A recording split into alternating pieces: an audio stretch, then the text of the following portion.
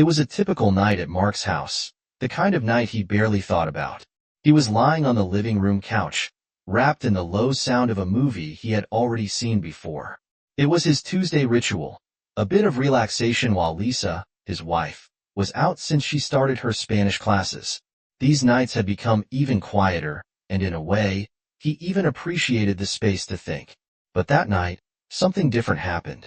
The phone rang, cutting through the comforting sound of the TV. Mark frowned, a bit surprised. It wasn't common to get calls at that hour. Picking up his cell phone, he saw Ethan's name on the screen. Ethan was his longtime friend, the kind of guy who always had a funny story or a ready joke. Mark answered in a relaxed tone, expecting something to break the monotony. However, Ethan's voice sounded different. It wasn't his usual upbeat voice but was filled with hesitation. Mark immediately sensed something was wrong. "Hey, Ethan, what's up? Are you okay?" he asked, sitting up on the couch. There was an uncomfortable silence that followed. "Dude, I don't know how to say this. It's weird, but I think I saw Lisa. I'm in a place and well, it's not a place you'd expect to find her." Ethan paused for a moment, as if carefully choosing his words. Mark felt a knot in his stomach. "What are you talking about? What place is that, Mark?" he asked. "I'm at a swinger's house." The sentence came quickly and bluntly, as if saying it all at once would be less painful. "And I swear I saw Lisa here. She's with two guys, laughing, flirting." Mark's world seemed to freeze for a moment. He blinked, confused, trying to process the words. It didn't make sense. Lisa, his wife of almost 10 years, couldn't be in that place. She was in her class, as she always was. He tried to respond, but the words wouldn't come out. "Mark, dude, I know this is horrible to hear, but I thought you should know. I couldn't pretend I didn't see it." Ethan sounded genuinely uncomfortable, the weight of the revelation obvious in his voice. Mark stood up from the couch, pacing back and forth in the living room. His mind was a jumble of emotions. Anger, doubt, fear. Part of him wanted to hang up and forget about it. After all, it was impossible, wasn't it? But the other part knew Ethan wasn't the kind of person to make something like this up. What if it was true? He needed to know. "Are you sure?" Mark's voice was almost a whisper, as if speaking louder would make it more real. "Unfortunately, yes. I saw her face. I wouldn't have called if I wasn't sure." Ethan seemed almost as shaken as he was. Mark swallowed hard, his heart pounding out of control. He needed to see for himself, no matter how much he feared what he might find. He grabbed his car keys and left the house, leaving behind the normalcy of that night. The drive to the address Ethan had given felt endless, even though it was only a 20-minute drive. Mark's mind was constantly battling between logic and emotion. Part of him still wanted to believe it was all a mistake, that Ethan had confused Lisa with someone else. After all, how could he? Lisa wasn't that kind of person, or had he never really known her? These doubts gnawed at his sanity. He parked in front of the location and stayed inside the car for a few seconds, his fingers gripping the steering wheel tightly. The building in front of him was unassuming, almost anonymous, but there was a flow of people coming and going.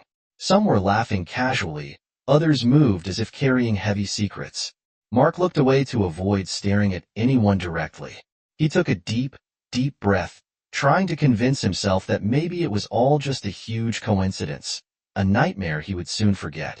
When he finally mustered the courage to get out of the car, the cold night air hit him, but it did nothing to calm the heat rising in his body.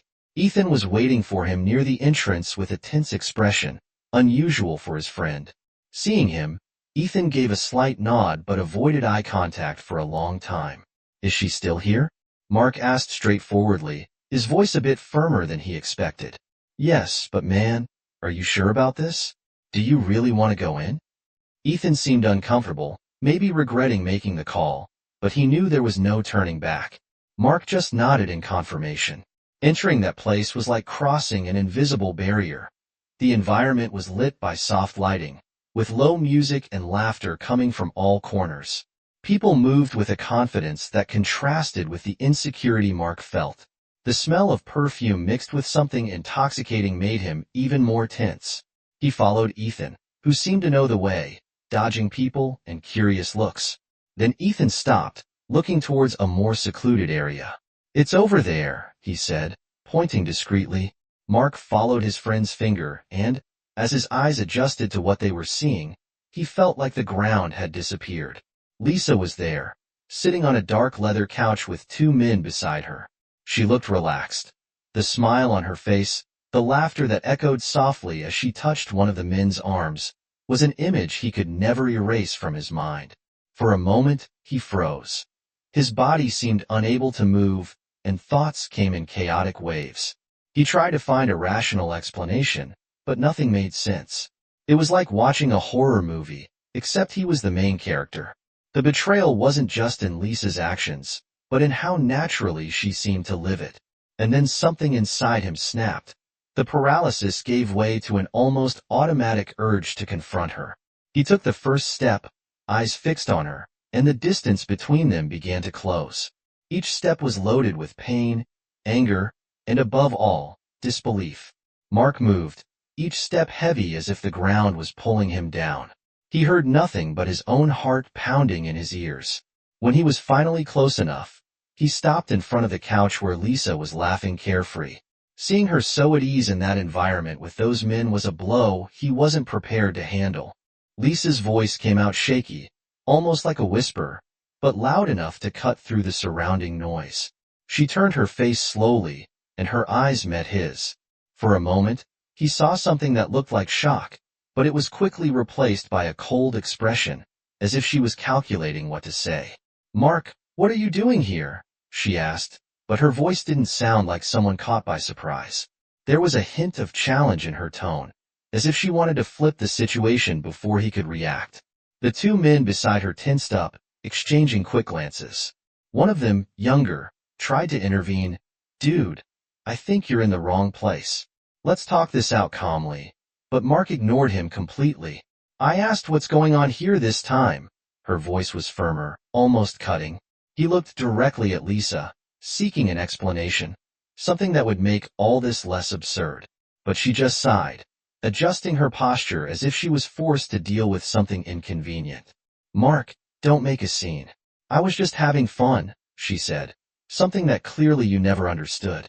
Her words were said with an almost cruel calm, and he felt like each syllable was a stab to his dignity. For a moment, he was speechless, trying to process what she had just said. Having fun. Is that what you call betraying your family, your home? His voice was filled with pain, but also something new, a growing anger. Lisa rolled her eyes, as if she was tired of the conversation before it even started. "You'd never understand. That's why I never told you anything." The environment around them seemed to disappear. Mark didn't care about the curious looks from the people around, or the whispers that inevitably started. He looked at Lisa once more, trying to find any spark of the woman he had shared almost a decade with. But the woman standing there in front of him was a stranger. Without saying another word, he turned around. The knot in his throat was almost unbearable, but he refused to cry there in front of everyone. He left that place, each step faster than the last, until he finally reached the exit. The night air hit him like a punch in the face, but at the same time, it seemed to bring a bit of relief. He took a deep breath, trying to calm the chaos inside him. He knew that from that moment on, nothing would be the same. Mark drove back home almost on autopilot, as if the car knew the way by itself. His hands gripped the steering wheel tightly, and his mind was a whirlwind of disconnected thoughts.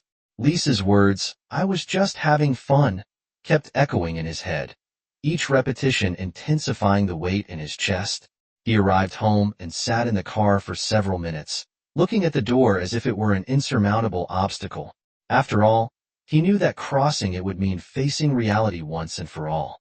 When he finally entered the house, it felt different, although everything was exactly where it was supposed to be. The silence, which had been comforting before, now felt suffocating. He threw himself onto the couch, the same one he had been watching a movie on a few hours earlier, and stared into the void. The idea of waiting for Lisa until she came back consumed him, but he knew he needed to understand what was really happening. He needed to hear from her. Hours passed slowly. Every sound from the street made Mark look up, only to realize it wasn't her. Finally, around midnight, the sound of a key turning in the lock made his heart race. The door opened, and Lisa walked in, her footsteps echoing through the living room.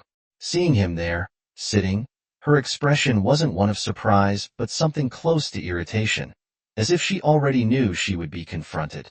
"So, you decided to wait for me?" she said, dropping her bag on the table and crossing her arms. Her tone was cold, almost dismissive.